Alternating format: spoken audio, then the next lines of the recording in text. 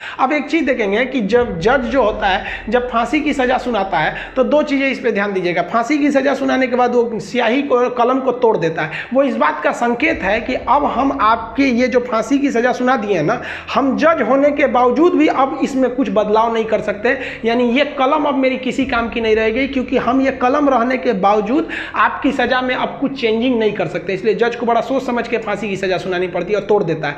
ये तोड़ने की प्रक्रिया एक संकेत है, ऐसा नहीं है कि उसमें तो क्या दूसरा कलम से नहीं लिख देगा। ये केवल एक दिखाने के लिए संकेत होता है। कैसे दुल्हा जाता है तो एक परछावना होता है उसका, वैसे एक तरह से समझिए तो ये। और इस पे लिखा जाता है टू हैंग टिल डेथ, लटकाओ तब तक जब तक मर न जाए। क्योंकि इतिहास में एक बार घटना हुई थी, एक जज साहब ने फैसला सुना दिया था कि इस अपराधी को फांसी पर लटका दिया जाए। अब जब उसे लटकाया गया तो कहा जाता है कि वकील जो था वहां पे ऑब्जेक्शन कर दिया कि लटका दिए, अब हटा दीजिए, क्योंकि आपने ये कहा है कि लटकाया जाए तब तक जब तक ये मर न जाए। अब तो लटकाने का फैसला दिए थे, फांसी पर लटक गया, आप जल्दी उतारिए। इस तरह की एक कई सारे पहले के मिथ हैं। अब इसके 100% सत्यता की हम गारंटी नहीं लेते हैं, क्योंकि ऐसी कहानियां बहुत हैं। तो वो लिख देता है कि हैंग टिल डेथ, तब तक लटकाइए जब तक ससुरा मर नहीं जाता है। तो फांसी की जब सजा दी जाती है तो जल्लाद जब सजा दे देता है तो वहां एक मजिस्ट्रेट रहते हैं, एक डॉक्टर रहता है और जेल सुपरिटेंडेंट रहता है। फांसी पे लटके ही रहिएगा, डॉक्टर चेक करेगा, ससुरा अभी बचल है, छोड़ दो, अभी 10 मिनट और छोड़ दो।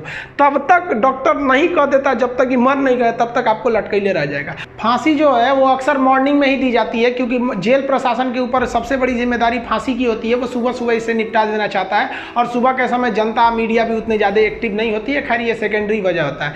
फांसी घर में जब कैदी को लाया जाता है तो जल्लाद इस कैदी का चेहरा नहीं देख पाता है, क्योंकि पुलिस पहले ही उसके चेहरे को काले कपड़े से ढक देते हैं। जल्लाद जो होता है उसे काले कपड़े में पहना के फिर फांसी पर लटकाता है। इसे कपड़े ढकने का एक और रीजन है कि जब फांसी लगाई जाती है, किसी को फांसी दिया जाता है, तो उसके आँख वगैरह काफ़ी मतलब तड़पता है, तो एक होता है ना कि थोड़ा सा खराब लगेगा उस वजह से। तो यहाँ पर जो जल्लाद होता है, इसे पहले ही इसको फांसी लगाने से पहले इसे कपड़ा ढक के इसको लटका दिया जाता है। लटकाने से पहले इसे जब फांसी देना होता है तो उससे पहले इससे पूछी जाती है आखिरी ख्वाहिश। यहाँ वो अपने पसंद का खाना खाने को कह सकता है, अपने रिश्तेदारों से मिल सकता है, या कोई धार्मिक ग्रंथ कह सकता है कि हम उसको पढ़ना चाहते हैं। इससे ज़्यादा उसकी कोई ख्वाहिश नहीं पूरी की जाएगी। ऐसा नहीं कहेगा कि हमको मर्सिडीज में घुमा दीजिए, ये मरने वाला होता है, इसकी ख्वाहिश क्या बची रहती है। इन सबको तो अपने तबीयत खराब हो जाता है।